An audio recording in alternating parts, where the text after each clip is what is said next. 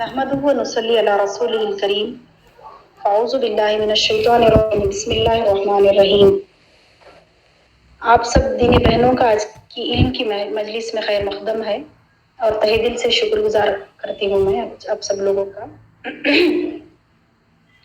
آج کے سیشن کی شروعات ہم سورہ ملک کی تلاوت سے کرتے ہیں انشاءاللہ، اور اس کے بعد ترجمہ ہوگا.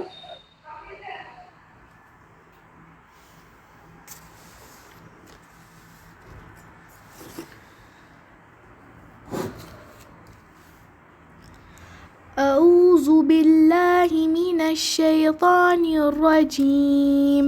بسم الله الرحمن الرحيم. تبارك الذي بيده الملك وهو على كل شيء قدير. الذي خلق الموت والحياة ليبلوكم أيكم أحسن عملا وهو العزيز الغفور. الذي خلق 7 سماوات طباقا ما ترى في خلق الرحمن من تفاوت فارجع البصر هل ترى من فطور ثم ارجع البصر كرتين ينقلب إليك البصر خاسئا وهو حصير. ولقد زينا السماء الدنيا بمصابيح وجعلناها رجوما للشياطين وأعتدنا لهم عذاب السعير. وللذين كفروا بربهم عذاب جهنم وبئس المصير. إذا ألقوا فيها سمعوا لها شهيقا وهي تفور تكاد تميز من الغيظ كلما ألقي فيها فوج سألهم خزنتها ألم يأتكم نذير قالوا بلى قد جاءنا نذير فكذبنا وقلنا ما نزل الله من شيء إن أنتم إلا في ضلال كبير. وقالوا لو كنا نسمع أو نعقل ما كنا في أصحاب السعير فاعترفوا بذنبهم فسحقا لأصحاب السعير. إن الذين يخشون ربهم بالغيب لهم مغفرة وأجر كبير. وأسروا قولكم أو اجهروا به إنه عليم بذات الصدور. ألا يعلم من خلق وهو اللطيف الخبير. هو الذي جعل لكم الأرض ذلولا فامشوا في مناكبها وكلوا من رزقه وإليه النشور.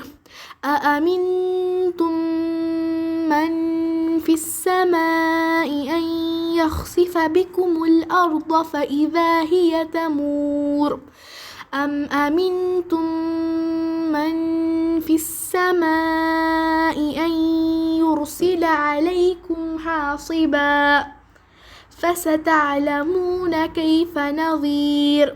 ولقد كذب الذين من قبلهم فكيف كان نكير.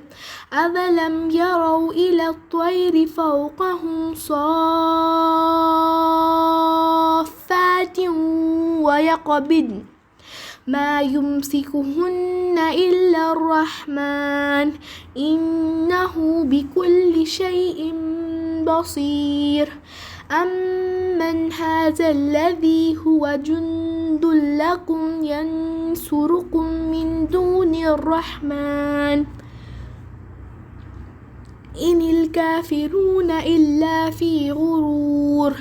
أمن هذا الذي يرزقكم إن أمسك رزقه بل لجوا في عتو ونفور أفمن يمشي مكبا على وجهه أهدى أمن يمشي سويا على صراط مستقيم قل هو الذي أنشأكم وجعل لكم السمع والأبصار والأفئدة قليلا ما تشكرون قل هو الذي ذرأكم في الأرض وإليه تحشرون ويقولون متى هذا الوعد إن كنتم صادقين قل إنما العلم عند الله وإنما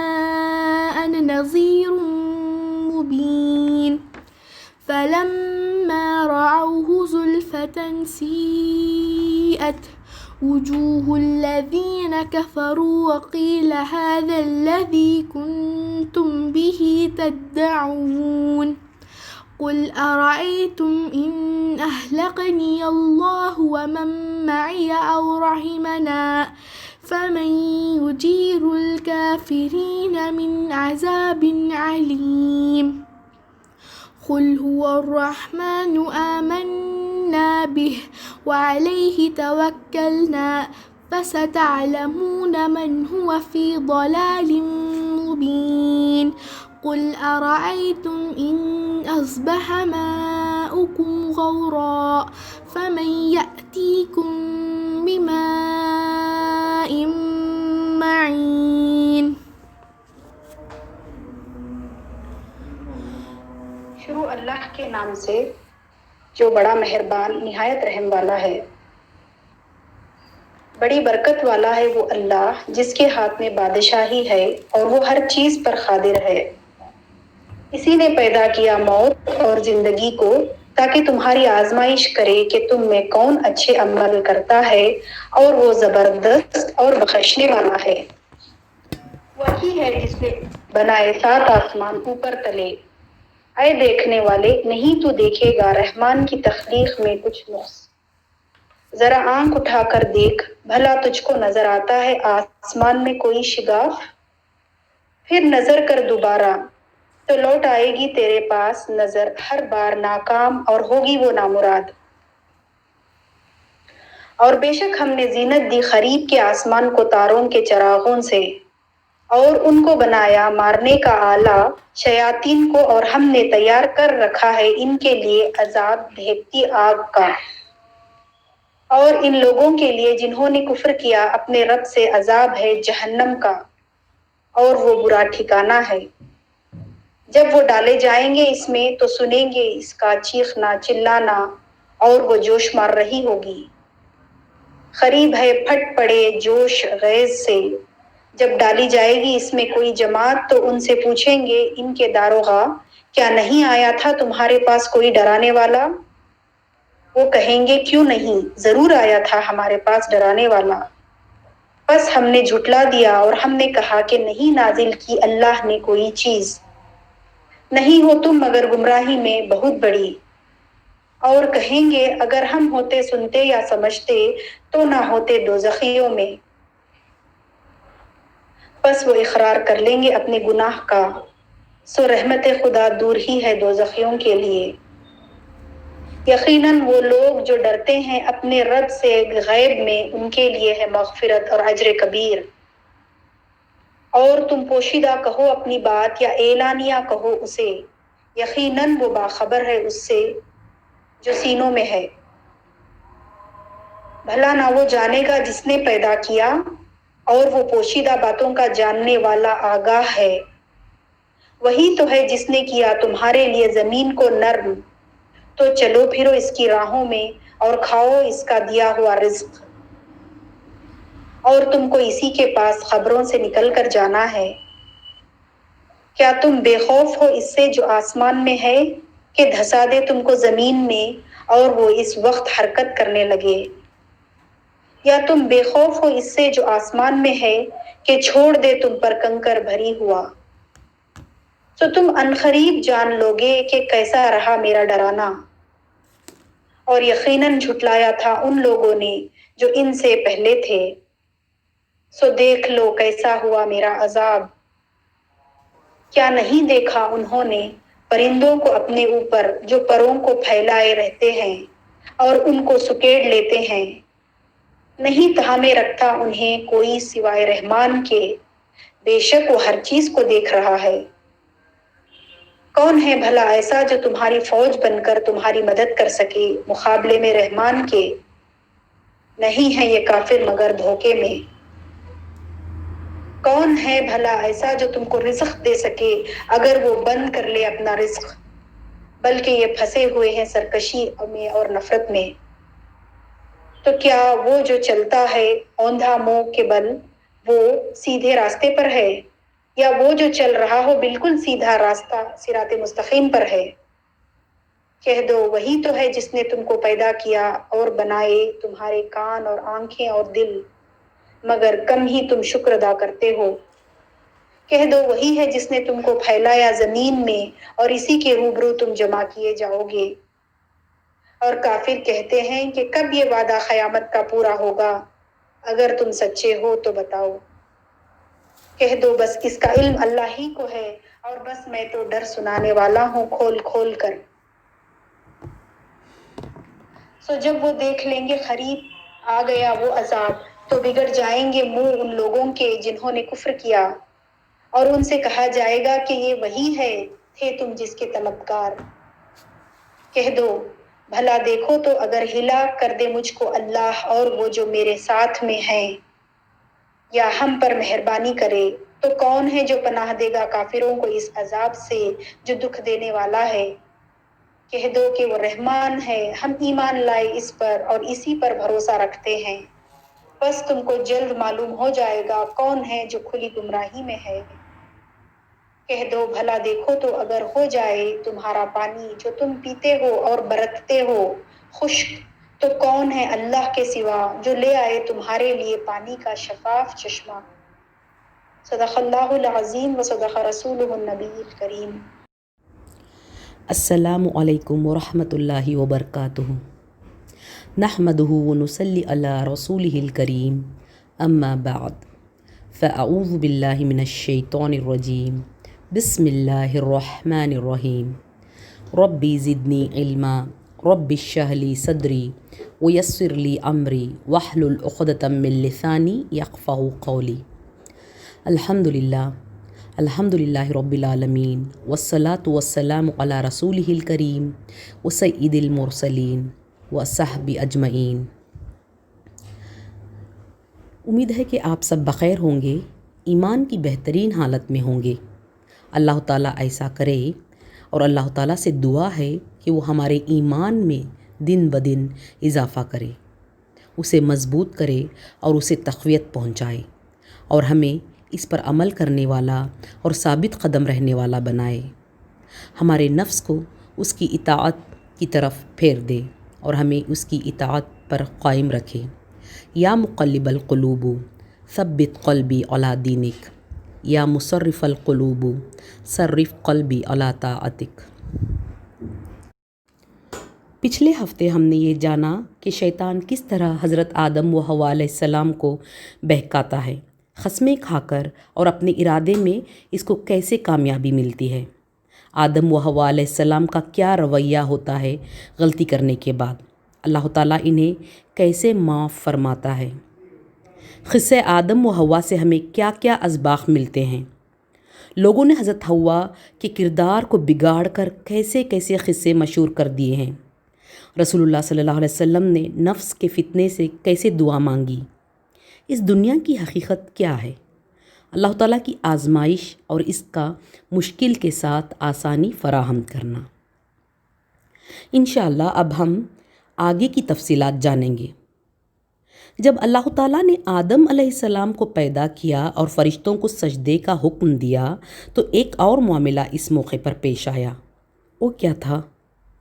اللہ تعالیٰ سورہ اعراف آیت 172 میں فرماتا ہے، وَإِذْ أَخَذَ رَبُّكَ مِنْ بَنِي آدَمَ مِنْ ظُهُورِهِمْ ذُرِّيَّتَهُمْ وَأَشْهَدَهُمْ عَلَىٰ أَنفُسِهِمْ أَلَسْتُ بِرَبِّكُمْ قَالُوا بَلَىٰ شَهِدْنَا أَن تَقُولُوا يَوْمَ الْقِيَامَةِ إِنَّا كُنَّا عَنْ هَٰذِهِ غَافِلِينَ۔ اور جب آپ کے رب نے بنی آدم کی پشت سے ان کی اولاد کو نکالا اور ان سے انہی کے متعلق اقرار لیا کہ کیا میں تمہارا رب نہیں ہوں؟ سب نے جواب دیا کیوں نہیں، ہم سب گواہ ہیں، تاکہ تم لوگ قیامت کے روز یوں نہ کہو کہ ہم تو اس سے بالکل بے خبر تھے۔ یعنی اللہ تعالیٰ نے کیا فرمایا؟ اللہ تعالیٰ کیا فرماتا ہے؟ وَإِذْ أَخَذَ رَبُّكَ مِنْ بَنِي آدَمَ مِنْ ظُهُورِهِمْ، اور اے نبی لوگوں کو یاد دلاؤ وہ وقت جب تمہارے رب نے آدم کی پشتوں سے ان کی نسل کو نکالا تھا، یعنی تمام کی تمام نسل جو قیامت تک آنے والی ہے انہیں پیدا کیا، اور پھر کیا کیا؟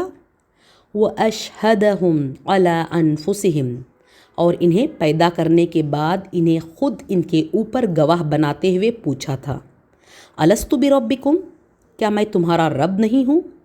تو اللہ تعالیٰ کے اس سوال پر ہم سب نے کہا قالوا بلا شہدنا، ہم نے کیا کہا؟ ضرور آپ ہی ہمارے رب ہیں، ہم اس پر گواہی دیتے ہیں۔ پھر اللہ تعالیٰ نے فرمایا ان تقولوا یوم القیامت انا کنا عن ھذا غافلین، تاکہ تم لوگ قیامت کے روز یوں نہ کہو کہ ہم تو اس سے بالکل بے خبر تھے۔ اب کئی لوگوں کے دماغ میں یہ سوال پیدا ہو رہا ہوگا کہ اللہ تعالیٰ یہ کس وعدے کی بات کر رہا ہے؟ ہم سے کب وعدہ لیا گیا تھا؟ ہم نے کب اقرار کیا اللہ تعالیٰ کے رب ہونے کا؟ نہیں، ہمیں تو کچھ یاد نہیں۔ واقعہ یہ ہے کہ یہ وعدہ جس کے بارے میں اللہ تعالیٰ جو ذکر کر رہا ہے وہ وعدہ الست کہلاتا ہے۔ یہ اس وقت کا واقعہ ہے جب ہم میں سے کوئی تو کیا کوئی انسان اس دنیا میں آیا بھی نہ تھا۔ یہ آدم علیہ السلام کی پیدائش کے فوراً بعد کا واقعہ ہے۔ جب اللہ تعالیٰ نے حضرت آدم علیہ السلام کو پیدا کیا تو اس کے بعد اسی وقت قیامت تک آدم علیہ السلام کی نسلوں میں سے پیدا ہونے والے انسانوں کو ایک وقت جمع کیا، بیک وقت ان تمام کو وجود اور شعور بخش کر اپنے سامنے حاضر کیا اور ان سے اپنی ربوبیت یعنی اپنے رب ہونے کی شہادت لی تھی۔ حضرت ابی بن کعب رضی اللہ عنہ نے غالباً رسول اللہ صلی اللہ علیہ وسلم سے استفادہ کر کے جو کچھ بیان کیا ہے وہ اس مضمون کی بہترین شرح ہے۔ وہ فرماتے ہیں کہ اللہ تعالیٰ نے سب کو جمع کیا اور ایک ایک قسم یا ایک ایک دور کے لوگوں کو الگ الگ گروہوں کی شکل میں مرتب کر کے انہیں انسانی صورت اور گویائی یعنی بولنے کی طاقت عطا کی۔ پھر ان سے عہد و میثاق لیا، میثاق یعنی پکا عہد، اور انہیں اپنے اوپر گواہ بناتے ہوئے پوچھا کیا میں تمہارا رب نہیں ہوں؟ انہوں نے عرض کیا ضرور آپ ہمارے رب ہیں۔ تب اللہ تعالیٰ نے فرمایا کہ میں تم پر زمین و آسمان سب کو اور خود تمہارے باپ آدم کو گواہ ٹھہراتا ہوں، تاکہ تم قیامت کے روز یہ نہ کہہ سکو کہ ہم کو اس کا علم نہ تھا۔ خوب جان لو کہ میرے سوا کوئی مستحق عبادت نہیں اور میرے سوا کوئی رب نہیں۔ تم میرے ساتھ کسی کو شریک نہ ٹھہرانا۔ میں تمہارے پاس اپنے پیغمبر بھیجوں گا جو تم کو یہ عہد و میثاق جو تم میرے ساتھ باندھ رہے ہو یاد دلائیں گے، اور تم پر اپنی کتابیں بھی نازل کروں گا۔ اس پر سب انسانوں نے کہا کہ ہم گواہ ہوئے، آپ ہی ہمارے رب اور آپ ہی ہمارے معبود ہیں، آپ کے سوا نہ کوئی ہمارا رب ہے نہ کوئی معبود۔ قرآن اور حدیث دونوں میں اسے بالکل ایک واقعے کے طور پر بیان کیا گیا ہے، اور صرف بیان واقعے پر ہی اکتفا نہیں کیا گیا بلکہ یہ بھی ارشاد ہوا کہ قیامت کے روز بنی آدم پر حجت قائم کرتے ہوئے اس ازلی عہد و اقرار کو سند میں پیش کیا جائے گا۔ امام شوکانی رحمہ اللہ فرماتے ہیں کہ بہرحال اللہ کی ربوبیت یعنی اللہ تعالیٰ کے رب ہونے کی گواہی ہر انسان کی فطرت میں رکھ دی گئی ہے۔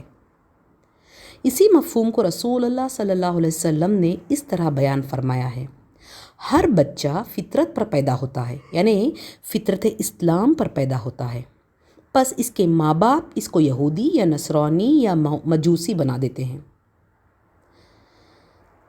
یہ حدیث صحیح بخاری اور صحیح مسلم دونوں میں موجود ہے۔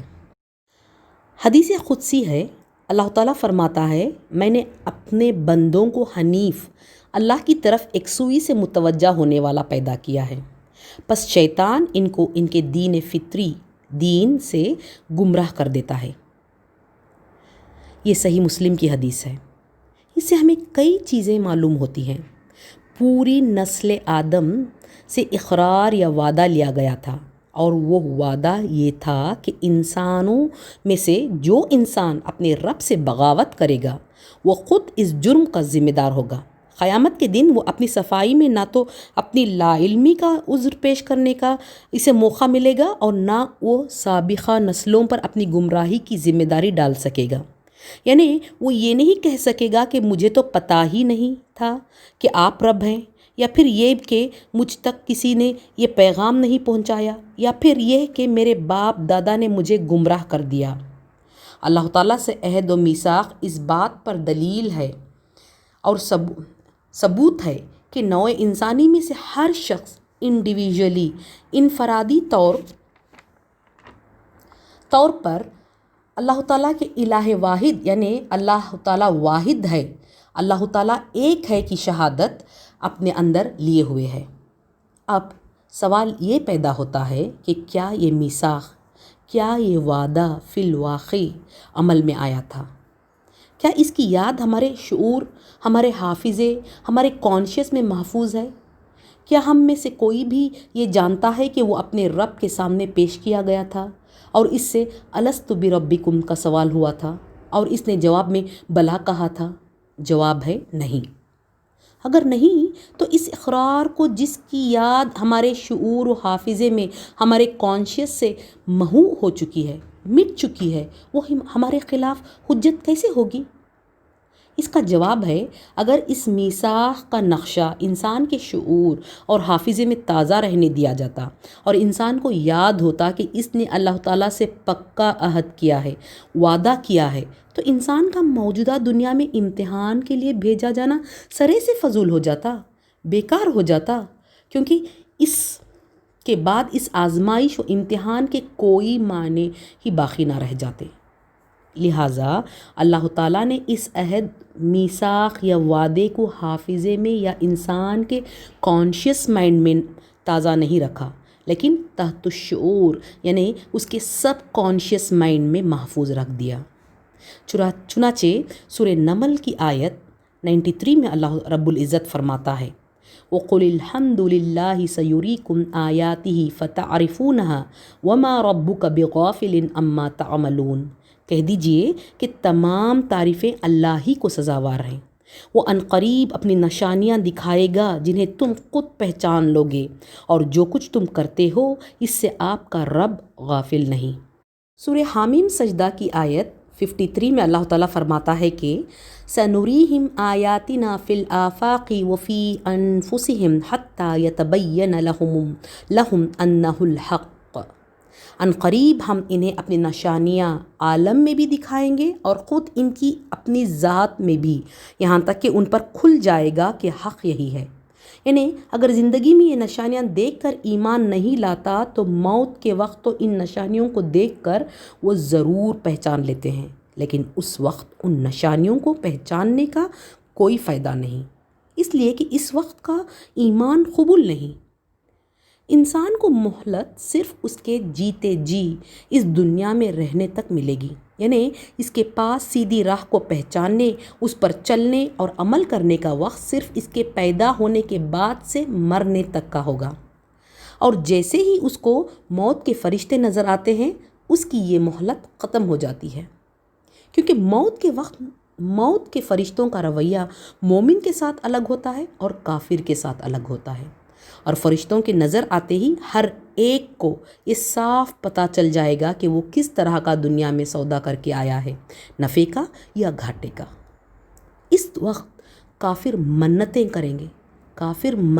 کریں گے کہ ان کو اور مہلت دی جائے، اور اگر مہلت دی گئی تو وہ اس بار ایمان لائیں گے، لیکن ایک پل کی بھی کسی کو مہلت نہیں دی جائے گی، نہ ایک پل آگے نہ ایک پل پیچھے۔ سورہ انعام آیت 93 میں اللہ تعالیٰ فرماتا ہے کہ وَلَوْ تَرَى إِذِ الظَّالِمُونَ فِي غَمْرَاتِ الْمَوْتِ وَالْمَلَائِكَةُ بَاسِطُو أَيْدِيهِمْ أَخْرِجُوا أَنفُسَكُمْ الْيَوْمَ تُجْزَوْنَ عَذَابَ الْهُونِ بِمَا كُنْتُمْ تَقُولُونَ عَلَى اللَّهِ غَيْرَ الْحَقِّ وَكُنْتُمْ عَنْ آيَاتِهِ تَسْتَكْبِرُونَ۔ اللہ تعالیٰ فرماتا ہے کاش تم کافروں کو اس وقت دیکھو جب وہ موت کی سختیوں میں پھنسے ہوتے ہیں اور فرشتے ہاتھ پھیلائے ہوئے کہہ رہے ہوتے ہیں نکالو اپنی جانیں، آج تمہیں ذلت کا عذاب دیا جائے گا، کیونکہ تم اللہ کی طرف ناحق باتیں منسوب کیا کرتے تھے اور اس کی آیتوں سے تکبر کیا کرتے تھے۔ چنانچہ اللہ تعالیٰ نے وعدہ الست کو انسان کے شعور یا کانشیس مائنڈ میں نہیں بلکہ اس کے سب کانشیس مائنڈ میں محفوظ کر رکھ دیا ہے۔ اکثر لوگوں کے ساتھ یہ ہوتا ہے کہ اگر وہ عربی زبان نہ بھی جانتے ہوں اور اس کو بالکل سمجھتے بھی نہ ہوں، پھر بھی جب اللہ کا کلام سنتے ہیں، جب قرآن کی آیات پڑھی جاتی ہیں تو ان کے رونگٹے کھڑے ہو جاتے ہیں اور ان کی آنکھوں سے آنسو خود بخود بہہ پڑتے ہیں۔ اور یہ صرف مسلمانوں کے ساتھ نہیں بلکہ کئی غیر مسلمانوں کے ساتھ ہوا ہے، اور کئی غیر مسلمان صرف قرآن کی تلاوت سن کر ایمان لائے ہیں۔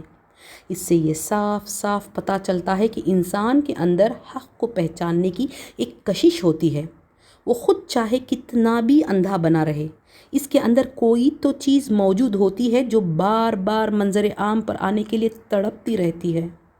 اور سینکڑوں مثالیں ایسی ہیں کہ جہاں اس اندرونی حق کی جیت ہوئی، اگرچہ کہ انسانوں نے اس کو دبانے کی جان توڑ کوشش کی۔ یہ اس بات کی دلیل ہے کہ اللہ تعالیٰ نے حق کی پہچان انسان کے سب کانشیس میں رکھ دی ہے۔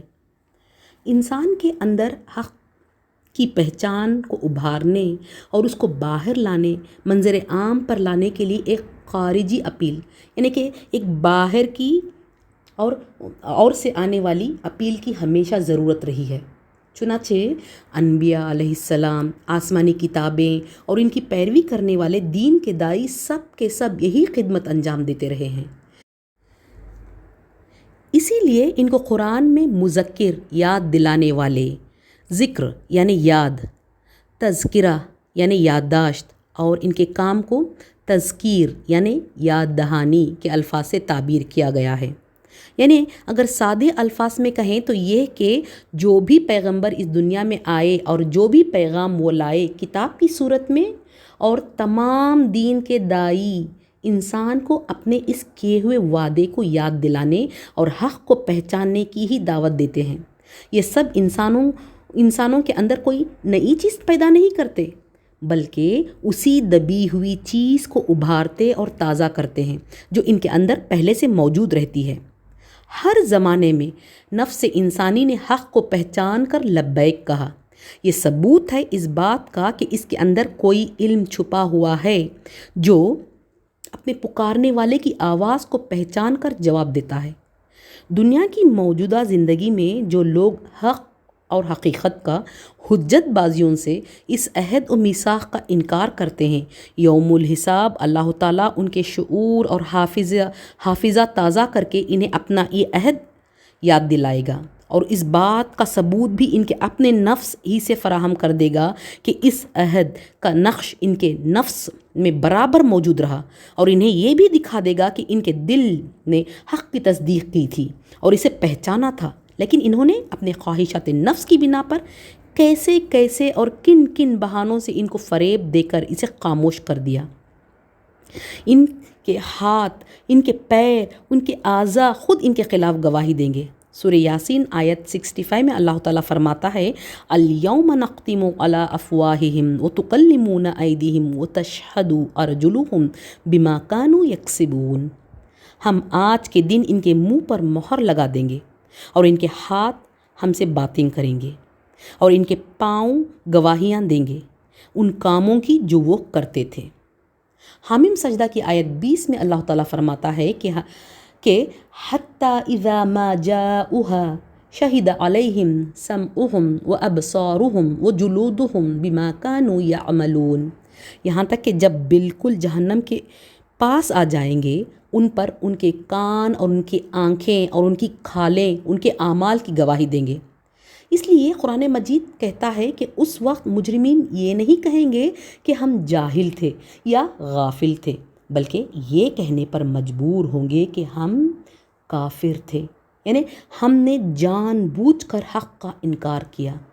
سورہ انعام آیت 130 میں آتا ہے کہ قالوا شہدنا علی انفسنا وغرتہم الحیات الدنیا وشہدوا علی انفسہم انہم کانوا کافرین، وہ سب عرض کریں گے کہ ہم خود اپنے خلاف گواہی دیتے ہیں اور ان کو دنیاوی زندگی نے دھوکے میں ڈال رکھا، اور وہ لوگ اپنے خلاف گواہی دیں گے کہ وہ کافر تھے۔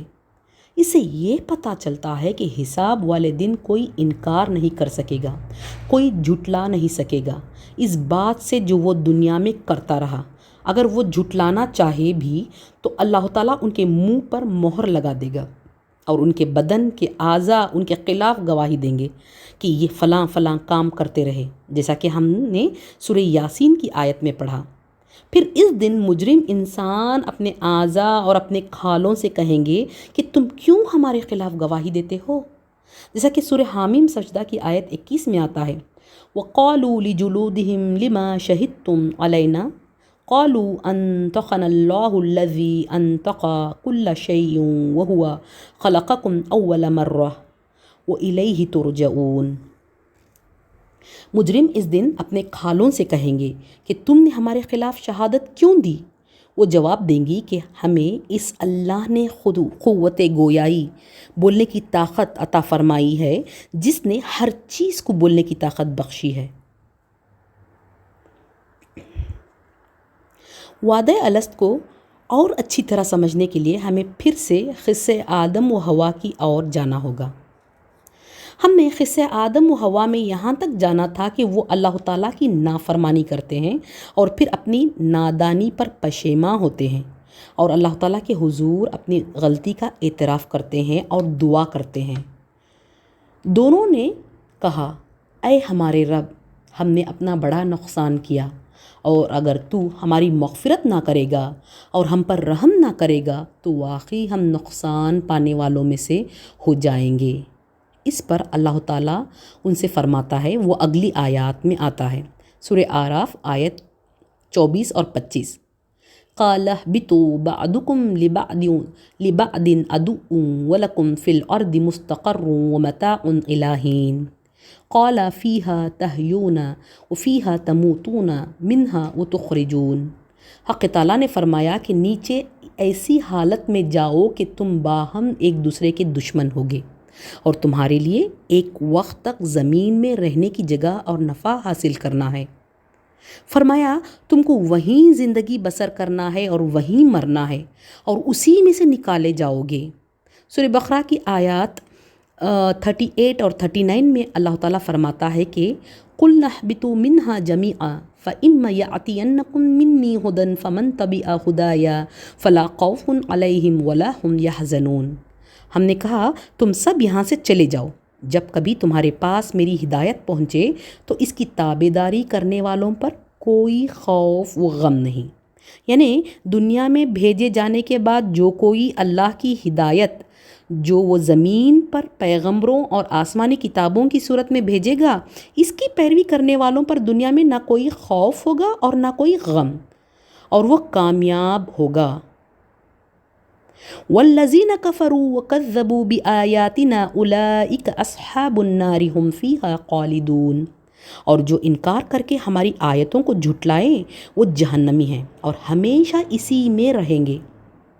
یہ بات یاد رکھنا نہایت ہی ضروری ہے کہ حضرت آدم کو جنت سے اتر جانے کا یہ حکم سزا کے طور پر نہیں دیا گیا تھا، بلکہ اللہ تعالیٰ نے ان کی توبہ قبول کر لی اور انہیں معاف کر فرما دیا تھا۔ قرآن میں متعدد مقامات پر اس کی تصریح آئی ہے۔ سورہ بقرہ آیت 38 میں بھی اس کا ذکر ملتا ہے۔ فَتَلَقَّى آدَمُ مِن رَّبِّهِ كَلِمَاتٍ فَتَابَ عَلَيْهِ إِنَّهُ هُوَ التَّوَّابُ الرَّحِيمُ۔ آدم نے اپنے رب سے چند باتیں سیکھ لیں اور اللہ نے ان کی توبہ قبول فرمائی، بے شک وہی بہت توبہ قبول کرنے والا اور نہایت رحم کرنے والا ہے۔ توبہ قبول کرنے کے بعد اللہ تعالیٰ نے انہیں دوبارہ جنت میں آباد کرنے کے بجائے دنیا میں رہ کر جنت حاصل کرنے کے لیے کوشش کرنے کی تلقین فرمائی۔ اللہ تعالیٰ نے فرمایا کہ تم سب دنیا میں رہو اور میں تمہارے پاس اپنے خاص چنے ہوئے بندے بھیجوں گا جو تمہیں مجھ سے کیا ہوا وعدہ الست یاد دلائیں گے اور تم کو سیدھا راستہ دکھائیں گے۔ یعنی انبیاء کے ذریعے لوگوں تک اللہ تعالیٰ کے احکام و ضابطے پہنچیں گے۔ جو اس کو قبول کرے گا وہ جنت کا مستحق ہوگا اور جو اس کا انکار کرے گا وہ عذاب الہی کا مستحق ہوگا۔ اس سے صاف صاف ظاہر ہوتا ہے کہ انسان اس دنیا میں امتحان کے لیے بھیجا گیا ہے، اور جو اس امتحان میں کامیاب ہوگا اس کو انعام کے طور پر جنت ملے گی، اور جو اس میں ناکام ہوگا اس کو جہنم۔ اور اس دنیا میں امتحان کیا ہے؟ انسان پر آنے والی آزمائشیں۔ اور آزمائشیں کیسی؟ دین میں آزمائش، جان و مال کی آزمائش، خوف، بھوک، پیاس، اولاد کی آزمائش، اولاد ہے تو آزمائش، اولاد نہیں ہے تو آزمائش، تنگی، غریبی، مفلسی، بیماری وغیرہ وغیرہ۔ اللہ تعالیٰ سورہ البقرہ میں فرماتا ہے آیت 155 سے 157 تک، وَلَنَبْلُوَنَّكُمْ بِشَيْءٍ، اور ہم کسی نہ کسی طرح تمہاری آزمائش ضرور کریں گے، من الخوف، دشمن کے ڈر سے، والجوع، بھوک پیاس سے، من الاموال والانفس والثمرات، مال و جان اور پھلوں کی کمی سے، وبشر الصابرین، اور ان صبر کرنے والوں کو خوشخبری دے دیجیے۔ اور یہ صبر کرنے والے کون ہیں؟ الذین اذا اصابتہم مصیبت، جنہیں جب کبھی کوئی مصیبت آتی ہے تو قالوا ان للہ وانا الیہ راجعون، کہہ دیا کرتے ہیں کہ ہم تو خود اللہ تعالیٰ کی ملکیت ہیں اور ہم اسی کی طرف لوٹنے والے ہیں۔ اور ان صبر کرنے والوں کے بارے میں اللہ تعالیٰ کیا فرماتا ہے؟ اولئک علیہم صلوات من ربہم ورحمہ واولئک هم المہتدون، ان پر ان کے رب کی نوازشیں اور رحمتیں ہیں اور یہی لوگ ہدایت یافتہ ہیں۔ ان آیات میں اللہ تبارک و تعالیٰ فرماتا ہے کہ دنیا میں طرح طرح کی مصیبتیں بطور آزمائش آ کر رہیں گی، لیکن جو ان مصیبتوں اور پریشانیوں کے باوجود اپنے دین پر ثابت قدم رہیں گے ان کے لیے خوشخبری ہے۔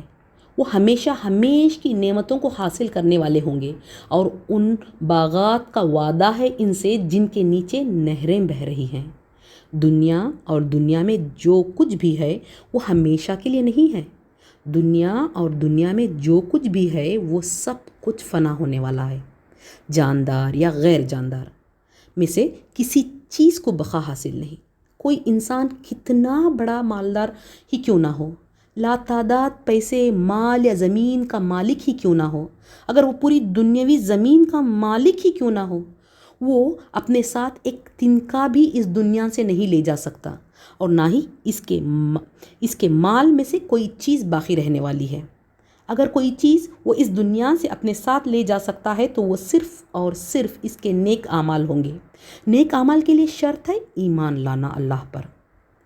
نیک اعمال کے علاوہ ہر چیز وقتی اور ٹیمپرری ہے، یہاں تک کہ یہاں کی تکلیفیں اور مصیبتیں، یہاں کے رنج و غم، یہاں کی ہر لذت وقتی ہے یا ٹیمپرری ہے، یہ سب کے سب ختم ہو جانے والے ہیں۔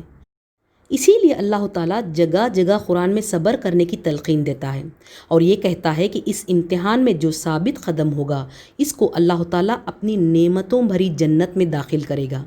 اور یہ جنت بھی کیسی جنت، اور یہ جنت بھی کیسی جنت، وہاں کی زندگی بھی کیسی زندگی، نہ وہاں کی کوئی نعمت ختم ہونا تو کیا کم بھی نہیں ہوگی، اور نہ ہی وہاں کی زندگی۔ سبحان اللہ، ربنا جعلنا منہم۔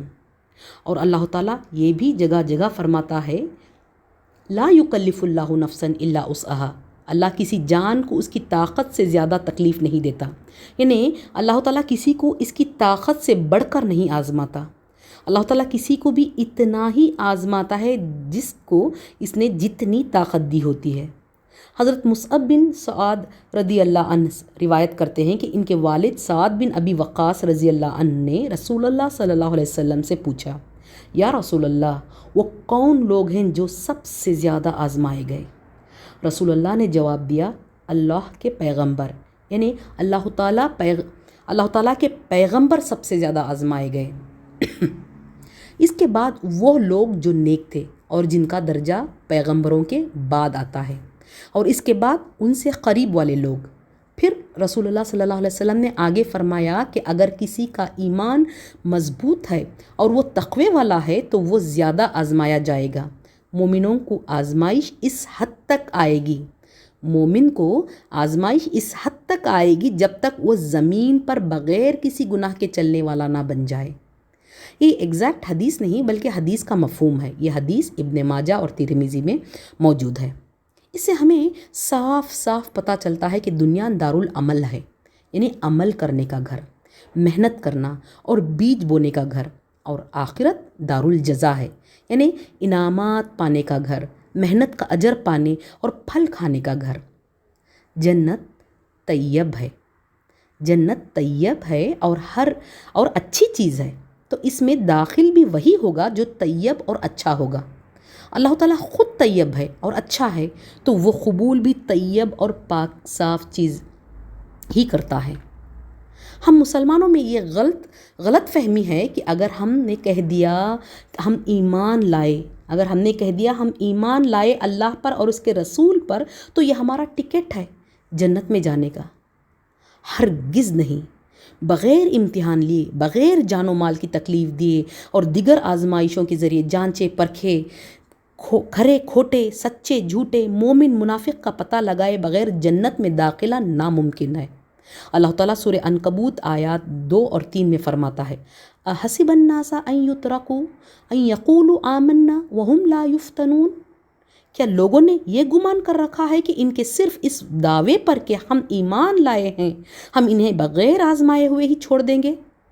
وَلَقَدْ فَتَنَّا الَّذِينَ مِن قَبْلِهِمْ فَلَيَعْلَمَنَّ اللَّهُ الَّذِينَ صَدَقُوا وَلَيَعْلَمَنَّ الْكَاذِبِينَ، ان سے پہلے لوگ کو بھی ہم نے خوب جانچا، یقیناً اللہ انہیں بھی جان لے گا جو سچ کہتے ہیں اور انہیں بھی معلوم کر لے گا جو جھوٹ کہتے ہیں۔ اب تھوڑا غور کریں، کیا ہمیں دنیا میں کوئی چیز چاہے وہ کتنی بڑی یا کتنی چھوٹی ہی کیوں نہ ہو، صرف آرزو کر لینے سے ملی ہے کبھی کسی کو؟ کیا آپ نے کبھی سنا ہے یا دیکھا ہے کہ کسی نے آرزو کی، تمنا کی کہ اس کو کوئی چیز مل جائے یا پھر وہ کسی چیز کا مالک بن جائے، اور اس کے لیے وہ دن رات تمنا کر رہا ہے اور اس کی تمنا اپنے دل میں بسائے ہوئے ہے، تو کیا وہ چیز اس کو حاصل ہو جائے گی اور وہ اس چیز کا مالک بن جائے گا؟ دوسری چیزوں کو چھوڑیں، آپ اگر کوئی ایگزام پاس کرنا چاہیں اور اس ایگزام میں ٹاپ کرنا چاہیں، تو کیا آپ کے صرف تمنا کر لینے سے آپ ایگزام پاس کر لو گے یا پھر ٹاپ کر سکو گے؟ نہیں نا، ہم سب یہ بخوبی جانتے ہیں کہ اس کے لیے محنت کرنی پڑے گی، پراپر پلاننگ کرنی ہوگی، دن رات مشقت کرنی پڑے گی، اور محنت بھی ایسی کہ آؤٹ آف دا سلیبس سوالات کی تیاری نہیں بلکہ جو سلیبس میں ہے اس پورشن کی تیاری کرنی ہوگی، تو تب جا کر اس کا پھل ملے گا کسی کو اور وہ شخص کامیاب ہوگا۔ تو ذرا سوچیں، ایک معمولی سے امتحان کے لیے آپ کو اتنی محنت کرنی ہوگی، تو اس آخرت کے گھر کے لیے جو ہمیشہ کا دائمی گھر ہے اور وہ زندگی کبھی نہ ختم ہونے والی زندگی، وہ کامیابی جو ہر کامیابی سے بڑی ہے، وہاں کی کوئی لذت یا کوئی شے کبھی ختم ہونے والی نہیں، اور وہاں کی لذت اور وہاں کی اشیاء چیزیں کسی آنکھ نے کبھی دیکھنا تو کیا کبھی تصور بھی نہ کیا ہوگا، ایسی ہے اللہ تعالیٰ کی جنت۔ تو کیا یہ کامیابی کسی کو بغیر کسی محنت کے صرف تمنا اور آرزوؤں سے مل جائے گی؟ اگر کوئی ساری زندگی بھی اس کی آرزو میں گزار دے، کچھ حاصل نہ ہوگا جب تک کہ اس کے لیے وہ محنت نہ کرے، اور محنت بھی ٹھیک طرح کی جو سلیبس میں ہے، اس کے حساب سے، آؤٹ آف دا سلیبس کی تیاری کر کے نہیں۔ نیک اعمال قبول ہونے کے لیے ایمان شرط ہے، یعنی ایمان لانا کیا ہے؟ اللہ تعالیٰ پر ایمان ہو، اس کے فرشتوں پر ایمان، اس کی کتابوں پر ایمان، اس کے رسولوں پر ایمان، آخرت کے دن پر ایمان، اور ایمان ہو کہ ہر شر اور خیر اللہ ہی کی طرف سے ہوتا ہے، اور موت کے بعد اٹھائے جانے پر ایمان، یعنی 6 پلرز آف ایمان۔ لہٰذا نیک اعمال قبول ہونے کے لیے انسان کا ایمان لانا شرط ہے، اور ایمان لانے کے بعد کامیاب ہونے کے لیے نیک اعمال شرط ہیں جو سنت کے مطابق کیے گئے ہوں۔ میں ایک مرتبہ اور دہراتی ہوں کہ نیک اعمال قبول ہونے کے لیے انسان کا ایمان لانا شرط ہے، اور ایمان لانے کے بعد کامیاب ہونے کے لیے نیک اعمال شرط ہیں جو سنت کے مطابق کیے گئے ہوں۔ جو نیک اعمال سنت کے مطابق نہ ہوں وہ قبول نہیں کیے جائیں گے، اور یہی out of the syllabus portion ہے جس کے بارے میں میں ذکر کر رہی تھی۔ اور اسی طرح بغیر اللہ تعالیٰ پر ایمان لائے کوئی احد پہاڑ جتنی بھی نیکیاں کر لے گا، وہ سب کی سب بربادی کا اور حسرت کا باعث ہوں گی۔ ابن قیم رحمہ اللہ کا قول ہے کہ اللہ تعالیٰ نے عبادت کے لائق صرف اپنی ذات بتائی ہے، اور عبادت کا طریقہ سنت کے مطابق، یعنی رسول اللہ نے جیسے ہم کو سکھایا ہے۔ اگر یہ 2 شرائط نہیں پورے ہوتے تو وہ اعمال بھی قبول نہیں کیے جائیں گے۔ سورہ انفال آیت 28 میں اللہ تعالیٰ فرماتا ہے کہ وَاعْلَمُوا أَنَّمَا أَمْوَالُكُمْ وَأَوْلَادُكُمْ فِتْنَةٌ، اور تم اس بات کو جان لو کہ تمہارے اموال اور تمہاری اولاد ایک امتحان کی چیز ہیں۔ وَأَنَّ اللَّهَ عِندَهُ أَجْرٌ عَظِيمٌ، اور اس بات کو بھی جان لو کہ اللہ کے پاس بہت بڑا اجر ہے۔ یا ایھا الذین آمنوا ان تتقوا اللہ یجعل لکم فرقانا ویکفر عنکم سیئاتکم ویغفر لکم واللہ ذو الفضل العظیم۔ اے ایمان والو، اگر تم اللہ سے ڈرتے رہو گے تو وہ تمہارے لیے حق و باطل میں امتیاز کرنے والی چیز دے گا، اور تم سے تمہارے گناہ دور کر دے گا، اور تم کو بخش دے گا، اور اللہ بڑے فضل والا ہے۔ جس طرح اللہ تعالیٰ دشمن کے ڈر سے، بھوک پیاس سے، مال و جان سے آزماتا ہے، اسی طرح مال و اولاد سے بھی آزماتا ہے، یعنی کسی کو ان دونوں کا حاصل ہونا بھی ایک فتنہ ہے۔ جس طرح اللہ تعالیٰ کسی چیز کی کمی سے آزماتا ہے، ان چیزوں کی کمی کے وقت انسان کا رویہ کیسے ہوتا ہے، اور ان چیزوں کی کمی کے وقت وہ کیا راہ عمل اپناتا ہے، ٹھیک اسی طرح وہ ان چیزوں کی زیادتی سے بھی آزماتا ہے، یعنی مال اور اولاد کا زیادہ ہونا بھی آزمائش ہے، تاکہ پتہ چلے کہ کون شکر گزار ہے اور کون ناشکرا ہے۔ سورہ انبیاء آیت 35 میں اللہ تعالیٰ فرماتا ہے کہ وَنَبْلُوكُمْ بِالشَّرِّ وَالْخَيْرِ فِتْنَةً، ہم بطریق امتحان تم میں سے ہر ایک کو برائی بھلائی میں مبتلا کرتے ہیں، اور یہ امتحان بھی انسان کے ایمان کے لیول کے اعتبار سے ہوتا ہے۔ لوگوں میں سب سے سخت آزمائش انبیاء کی، پھر ان سے کم درجے والوں کی، پھر اس سے کم درجے والوں کی ہوگی۔ صحیح بخاری کی حدیث میں آتا ہے، رسول اللہ نے صلی اللہ علیہ وسلم نے فرمایا کہ مجھے اتنا تیز بخار ہوتا ہے جتنا کہ 2 آدمیوں کو ہوتا ہے، اور بعض اوقات اللہ تعالیٰ اپنے بندوں کو مصیبتوں میں اس لیے مبتلا کرتا ہے کہ ان کے درجات بلند کرے اور ان کی برائیاں ختم کرے۔ جیسا کہ حدیث میں آتا ہے، صحیح بخاری اور صحیح مسلم میں موجود ہے یہ حدیث، کسی بھی مسلمان کو کوئی تکلیف اور بیماری، غم اور پریشانی و افسوس، حتیٰ کہ اگر کانٹا بھی چبھتا ہے تو اس کی بنا پر اللہ تعالیٰ اس کے گناہ معاف کر دیتا ہے۔ سبحان اللہ۔ اچھا، پچھلے سیشن میں ہم نے ایک سوال ادھورا چھوڑ دیا تھا وقت کی کمی کی وجہ سے۔ وہ سوال یہ تھا کہ اکثر لوگ یہ پوچھتے ہیں یا پھر ان کو شکایت ہوتی ہے کہ مسلمانوں کو کیوں اس دنیا میں مشکلات کا سامنا کرنا پڑ رہا ہے، اور کافر اور مشرکین تو مزے کر رہے ہیں، ساری زمین پر حکومت کر رہے ہیں، اور انہیں دنیا بھر کی نعمتیں کیوں حاصل ہیں ایمان نہ ہونے کے باوجود؟ اس کے لیے ہمیں کئی چیزوں کا علم ہونا ضروری ہے۔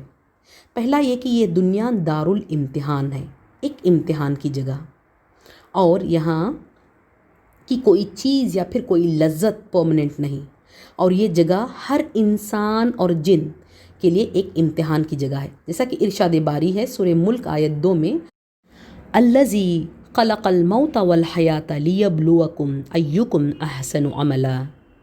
اللہ تعالیٰ نے موت اور حیات کو اس لیے پیدا کیا کہ تمہیں آزمائے کہ تم میں سے اچھے کام کون کرتا ہے۔ اور اللہ تعالیٰ جنات اور انسانوں کو اپنے عبادت کے لیے پیدا کیا ہے، جیسا کہ سورہ الذاریات آیت 56 میں اللہ تعالیٰ فرماتا ہے، وَمَا خَلَقْتُ الْجِنَّ وَالْإِنسَ إِلَّا لِيَعْبُدُونَ، میں نے جنات اور انسانوں کو محض صرف اسی لیے پیدا کیا ہے کہ وہ صرف میری عبادت کریں۔ دوسرا یہ کہ جس تیزی سے اسلام پھیل رہا ہے الحمدللہ، تو ہم یہ نہیں کہہ سکتے کہ کل کون مومن ہوگا، کون ایمان لائے گا۔ آج کا کافر کل مومن ہوگا انشاءاللہ۔ BBC کی ایک رپورٹ کے مطابق جو مذہب دنیا میں تیزی سے پھیل رہا ہے وہ ہے اسلام، چاہے وہ US ہو یا پھر یورپ یا پھر دنیا کا کوئی اور ملک۔ اس لیے یہ کہنا انتہائی مشکل ہے کہ کل کون ایمان لاتا ہے، یہ صرف اللہ تعالیٰ ہی جانتا ہے۔ تیسرا یہ کہ اللہ تعالیٰ سورہ ہود آیت 6 میں فرماتا ہے کہ وَمَا مِن دَابَّةٍ فِي الْأَرْضِ إِلَّا عَلَى اللَّهِ رِزْقُهَا وَيَعْلَمُ مُسْتَقَرَّهَا وَمُسْتَوْدَعَهَا، زمین میں چلنے پھرنے والے جتنے جاندار ہیں سب کی روزیاں اللہ کے ذمہ ہیں، وہی ان کے رہنے سہنے کی جگہ کو جانتا ہے اور ان کے سونپے جانے کی جگہ کو بھی۔ یعنی اللہ تعالیٰ کفیل ہے اور ذمہ دار ہے زمین پر چلنے والی ہر مخلوق، انسان ہو یا جن، چرند ہو یا پرند، چھوٹی ہو یا بڑی، بحری ہو یا بری، ہر ایک کو اس کی نوعی یا جنسی ضروریات کے مطابق وہ خوراک مہیا کرتا ہے۔ لہٰذا غیر مسلمان بھی اللہ تعالیٰ کی مخلوق ہیں اور ان کی روزی کا ذمہ بھی اللہ تعالیٰ کا ہے۔ چوتھی بات یہ کہ یہ دنیا دارالعمل ہے، اس دنیا میں جو بھی محنت کرے گا، علم میں مہارت حاصل کرے گا، وہ ترقی کرے گا، اور جو علم اور محنت میں پیچھے رہے گا وہ اس کے ماتحت ہوگا۔ یہ دنیا کا نظام ہے، یہ دنیا کا نظام ہے، جو کوئی محنت کرے گا دنیا پر وہی چھائے گا۔ تاریخ اس بات کی گواہ ہے کہ جب مسلمان علم میں آگے تھے تو ساری دنیا پر چھائے تھے، ساری دنیا پر ان کا علم میں، حکومت میں، سیاست میں اور ہر فیلڈ میں ان کا سکہ چھایا تھا۔ لیکن جیسے ہی مسلمان اس میں پیچھے ہوئے تو اوروں نے ان سے وہ علم لے لیا اور اب وہ حکومت کر رہے ہیں۔ غرض یہاں سمجھنے والی بات یہ ہے کہ اللہ تعالیٰ نے یہ کہیں نہیں کہا ہے کہ میں صرف ایمان والوں کی مدد کروں گا، بلکہ اللہ تعالیٰ سورہ الرعد آیت 11 میں یوں فرماتا ہے، ان اللہ لا یغیر ما بقوم حتی یغیروا ما بانفسہم، کسی قوم کی حالت اللہ نہیں بدلتا جب تک وہ خود اس سے نہ بدلیں جو ان کے دلوں میں ہے۔ سورہ انفال آیت 53 میں اللہ تعالیٰ کچھ اس طرح فرماتا ہے، ذالک بأن اللہ لم یک مغیرا نعمہ انعمہا علی قوم حتی یغیروا ما بانفسہم، یہ اس لیے کہ اللہ ایسا نہیں کہ کسی قوم پر کوئی نعمت انعام فرما کر پھر بدل دے جب تک کہ وہ خود اپنی اس حالت کو نہ بدل دیں جو ان کی اپنی تھی۔ پانچویں بات یہ کہ دنیا اور دنیاوی نعمتیں مومنوں اور کافروں دونوں کے لیے ہیں، لیکن آخرت خالص مومنوں کے لیے ہے جو ایمان لائے اور عمل صالح کیے۔ ویسے بھی حدیث میں آتا ہے، صحیح مسلم کی حدیث ہے، بہت ہی مشہور حدیث ہے یہ، الدنیا سجن المؤمن و جنت الکافر، یہ دنیا مومن کے لیے قید خانہ ہے اور کافر کی جنت ہے۔ اور سورہ آل عمران میں اللہ تعالیٰ فرماتا ہے آیات 196 اور 197 میں، لا یغرنک تقلب الذین کفروا فی البلاد، تجھے کافروں کا شہروں میں چلنا پھرنا فریب میں نہ ڈال دے۔ یعنی اللہ تعالیٰ ایمان والوں سے مخاطب ہو کر کہہ رہا ہے کہ تمہیں کافروں کا ترقی کرنا، مال و دولت حاصل کرنا اور حکومت کرنا دھوکے میں نہ مبتلا کر دے کہ کہیں وہ حق پر ہیں، نعوذ باللہ۔ متاع قلیل ثم مأواہم جہنم وبئس المہاد، یہ تو بہت ہی تھوڑا فائدہ ہے، اس کے بعد ان کا ٹھکانہ تو جہنم ہے اور وہ بری جگہ ہے۔ اگر ہم چاہتے ہیں کہ ہم اس دنیا میں رہتے ہوئے ایک کامیاب سفر طے کریں تو ہمیں چند باتوں کی احتیاط نہایت ضروری ہے۔ اگر ہم ان باتوں کا خیال رکھیں گے تو انشاءاللہ ہم دنیا و آخرت دونوں میں کامیاب ہو سکتے ہیں۔ اول چیز تو یہ کہ ہم کبھی نہ بھولیں کہ اللہ تعالیٰ نے ہمیں کس لیے پیدا کیا اور اللہ تعالیٰ ہم سے کیا چاہتا ہے۔ انسان کی زندگی کا مقصد کیا ہے؟ What's the purpose of our lives. یہ نہیں کہ ہم کیا چاہتے ہیں، ہمیں ہمارے جینے کا مقصد الگ الگ ہوتا ہے۔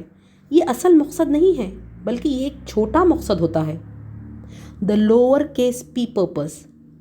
جیسے کوئی ڈاکٹر بننا چاہتا ہے تو کوئی انجینئر، تو کوئی لائر، تو کوئی اور کچھ، تو کوئی کچھ۔ یہ مقصد یا پرپز نہیں بلکہ بڑا مقصد، دا اپر کیس پی پرپز، جو کہ اس دنیا میں لائے جانے کا مقصد ہے، اور ہمیں اس کا کلیئر کٹ جواب قرآن میں ملتا ہے۔ اللہ تعالیٰ فرماتا ہے وَمَا خَلَقْتُ الْجِنَّ وَالْإِنسَ إِلَّا لِيَعْبُدُونَ، میں نے جنات اور انسانوں کو صرف اسی لیے پیدا کیا کہ وہ صرف میری عبادت کریں۔ دوسری بات جو یاد رکھنے کی ہے وہ یہ کہ جو عبادت کا مقصد ہے، دا کانسیپٹ آف ورشپ، اللہ تعالیٰ کی عبادت کا مقصد جو ہے وہ صرف نماز، روزے یا دوسری بنیادی عبادات تک ہی محدود نہیں ہے۔ یعنی عبادت صرف وہ نہیں جو ہم مسجدوں میں کرتے ہیں، بلکہ اسلام ہمیں یہ سکھاتا ہے کہ عبادت وہ بھی ہے جو وقت ہم اپنے گھر والوں کو دیتے ہیں، عبادت وہ بھی ہے جو وقت ہم اپنے قوم یا معاشرے کو دیتے ہیں، عبادت سیکھنے سکھانے میں بھی ہے، ہم اپنے ہر رشتے کو جو وقت دیتے ہیں وہ بھی عبادت ہے، یہاں تک کہ میاں بیوی کا ساتھ وقت گزارنا بھی ایک فارم آف عبادت ہے اگر سنت کے مطابق ہو تو۔ اسلام صرف حلال اور حرام کی فہرست نہیں ہے، list of dos and don'ts, کیا کھانا حلال ہے، کیا کھانا حرام، کیا پہننا حلال ہے، کیا پہننا حرام، بلکہ اسلام ایک کمپلیٹ وے آف لیونگ ہے جو صرف گھروں یا مسجدوں تک ہی لیمیٹڈ نہیں ہے، بلکہ اسلام ہمیں یہ سکھاتا ہے کہ ہم اس دنیا میں رہتے ہوئے، اس کو استعمال کرتے ہوئے، آخرت کو نہ فراموش کرتے ہوئے کیسے ایک کامیاب زندگی گزاریں۔ وہ ہمیں سکھاتا ہے کہ ایک مسلمان صرف گھر یا مسجد میں صرف مسلمان نہیں بلکہ وہ باہر سڑکوں پر بھی ایک مسلمان ہے، بازاروں میں بھی، کاروبار میں بھی، بزنس میں بھی، سیاست و حکومت میں بھی، شادی بیاہ میں بھی، فنکشنز اور گیٹ ٹوگیدرز میں بھی۔ وہ ہمیں ہر جگہ مسلمان بنے رہنے کا حکم دیتا ہے اور ہر جگہ کامیابی کا فارمولہ بھی بتاتا ہے۔ تیسری بات یہ کہ ہم اپنی سہولت کے مطابق، اپنی کنوینئنس کے مطابق اسلام پر نہ چلیں کہ تھوڑا اسلام سے لے لیا، تھوڑا دوسرے مذاہب سے، تھوڑی اپنی ایجاد کردہ بدعتیں، تھوڑی جہالت، یعنی ہر چیز اپنی مرضی کی اور اپنی سہولت کے مطابق نہیں۔ اسلام ہم سے ڈیمانڈ کرتا ہے کہ ہم پورے کے پورے اس میں داخل ہوں، کیونکہ اللہ تعالیٰ فرماتا ہے کہ یا ایھا الذین آمنوا ادخلوا فی السلم کافہ، اے ایمان والو اسلام میں پورے داخل ہو جاؤ۔ یہ نہیں کہ جو چیزیں اسلام میں ہماری خواہش کے مطابق ہیں ان کو لے لیا اور عمل کر لیا اور دوسرے حکموں کو نظر انداز کر دیا، دوسرے مذہبوں کے رسم و رواج کو خواہشات نفس کی بنا پر اپنا لیا۔ ایسا کرنا دین میں بدعت پیدا کرنا یا بگاڑ پیدا کرنا ہے۔ اگلی بات جو یاد رکھنے کی ہے وہ یہ کہ اگر اس دنیا میں کامیابی سے سفر طے کرنا ہے تو شیطان اور اس کی چالوں سے ہر دم چوکنا رہنا پڑے گا اور اس کے فالوورز بننے سے بچنا ہوگا، کیونکہ اللہ تعالیٰ فرماتا ہے کہ وَلَا تَتَّبِعُوا خُطُوَاتِ الشَّيْطَانِ إِنَّهُ لَكُمْ عَدُوٌّ مُبِينٌ، اور شیطان کی قدموں کی تابعداری نہ کرو، وہ تمہارا کھلا دشمن ہے۔ آخری بات یہ کہ کبھی بھی غلطی ہونے پر اس پر اصرار نہ کریں۔ اصرار کرنا، اترانا، تکبر کرنا، حسد کرنا، یہ سب شیطان کی قدموں کی تابعداری کرنا ہے، بلکہ فوراً اس پر پشیماں ہو کر اللہ تعالیٰ کے حضور اپنے گناہ کا اعتراف کریں۔ کبھی اللہ تعالیٰ کی رحمت سے مایوس نہ ہو، چاہے کتنا بڑا گناہی کیوں نہ ہو اور چاہے کتنے زیادہ گناہی کیوں نہ ہو۔ کبھی یہ نہ سوچیں کہ اللہ تعالیٰ مجھے معاف نہیں کرے گا، یا یہ نا امیدی ہے اور یہ کفر ہے، اور شیطان کا بہت بڑا ہتھیار ہے۔ ہر انسان سے گناہ سرزد ہوتے ہی ہیں۔ اللہ تعالیٰ انسانوں کو ایک مخصوص نیچر کا، ایک مخصوص پرپس کے لیے بنایا ہے، specific nature for specific purpose. اگر وہ چاہتا کہ ہم کوئی گناہ نہ کریں تو ہمیں فرشتے بنا کر پیدا کرتا۔ فرشتے اللہ تعالیٰ کی وہ مخلوق ہیں جن سے کوئی گناہ سرزد نہیں ہوتے۔ ہمیں یہ سمجھنے کی ضرورت ہے کہ ہم جیسے ہیں ویسے پیدا کرنے کے پیچھے ایک وجہ ہے، اور اللہ تعالیٰ کو وہ بندے بہت زیادہ پسند ہیں جو غلطی کر کے فوراً اللہ تعالیٰ کی اور رجوع کرتے ہیں۔ سورہ زمر کی آیت 53 میں اس بات کی دلیل ملتی ہے، میری جانب سے کہہ دو کہ میرے بندو جنہوں نے اپنی جانوں پر زیادتی کی ہے، تم اللہ کی رحمت سے نا امید نہ ہو جاؤ۔ بالیقین اللہ سارے گناہ کو بخش دیتا ہے، بالیقین اللہ سارے گناہوں کو بخش دیتا ہے، واقعی وہ بڑی بخشش والا، بڑی بخشش، بڑی رحمت والا ہے۔ سبحان اللہ۔ ہمیں اور کیا چاہیے؟ آخر میں اپنی بات ختم کرنے سے پہلے یہ حدیث قدسی پیش کرنا چاہوں گی جو صحیح مسلم سے لی گئی ہے۔ یہ حدیث بہت ہی غور طلب ہے۔ اس میں اللہ تعالیٰ کی اپنے بندوں کی اور ایک طرف والہانہ محبت و شفقت اور پیار نظر آتا ہے، تو دوسری اور اس کے دوسرے صفات جیسے رحمان ہونا، رحیم ہونا، خالق ہونا، مالک ہونا، رازق ہونا اور غفور ہونا نظر آتا ہے۔ حضرت ابو ذر غفاری رضی اللہ عنہ سے روایت ہے کہ نبی کریم صلی اللہ علیہ وسلم نے اللہ تبارک و تعالیٰ سے روایت کرتے ہوئے فرمایا، اللہ تعالیٰ فرماتا ہے، اے میرے بندو، میں نے ظلم کو اپنے اوپر حرام کر لیا ہے اور اسے تمہارے درمیان بھی حرام قرار دیا ہے، اس لیے کہ ایک دوسرے پر ظلم نہ کیا کرو۔ اے میرے بندو، تم سب گمراہ ہو مگر جسے میں ہدایت دوں، لہٰذا مجھ سے ہدایت مانگو، میں تمہیں ہدایت دے دوں گا۔ اے میرے بندو، تم میں سے ہر شخص بھوکا ہے مگر وہ جسے میں کھانے کو دے دوں، سو مجھ سے کھانا مانگو، میں تمہیں کھانا دوں گا۔ اے میرے بندو، تم میں سے ہر کوئی ننگا ہے سوائے اس کے جسے میں لباس پہنا دوں، سو تم مجھ سے لباس مانگو، میں تمہیں لباس پہنا دوں گا۔ اے میرے بندو، تم سب دن رات غلطیاں کرتے ہو اور میں سارے گناہ معاف کرتا ہوں، لہٰذا تم مجھ سے مغفرت طلب کرو، میں تمہیں بخش دوں گا۔ اے میرے بندو، تم مجھے نقصان پہنچانے پر قادر نہیں ہو سکتے کہ مجھے نقصان پہنچا سکو، اور نہ نفع پہنچانے پر قادر ہو سکتے ہو کہ نفع پہنچا سکو۔ اے میرے بندو، تمہارے اول و آخر، انس اور جن، سب کے سب تم میں سے کسی ایک شخص کے متقی ترین دل کی طرح بن جائیں، تب بھی میری حکومت و سلطنت میں اس سے کوئی اضافہ نہ ہوگا۔ اے میرے بندو، اگر تم میں سے اول و آخر، انس و جن، سب کے سب کسی ایک شخص کے بدترین فاجر دل کی طرح بن جائیں، تب بھی میری حکومت میں اس سے کمی نہ آئے گی۔ اے میرے بندو، اگر تم میں سے اول و آخر، جن و انس، سب کے سب ایک جگہ کھڑے ہو کر مانگیں اور میں ہر شخص کو اس کی مطلوبہ چیز دے دوں، تب بھی میرے خزانے میں اس سے کمی نہ آئے گی، مگر جتنی سمندر میں اس سوئی سے آتی ہے جسے سمندر میں ڈال کر نکال لیا جائے۔ اے میرے بندو، یہ تمہارے اعمال ہیں جنہیں میں تمہارے لیے محفوظ رکھتا ہوں، پھر تمہیں اس کا پورا پورا بدلہ دوں گا۔ اس لیے جو نیکی پائے وہ اللہ کی حمد و ثنا کرے، اور جس کے علاوہ یعنی بدعمالیاں پائے تو وہ اپنے نفس ہی کو ملامت کرے۔ وآخر الدعوانا ان الحمد للہ رب العالمین۔ سبحانک اللہم بحمدک، نشہد ان لا الہ الا انت، ونستغفرک ونتوب الیک۔ السلام علیکم ورحمۃ اللہ وبرکاتہ۔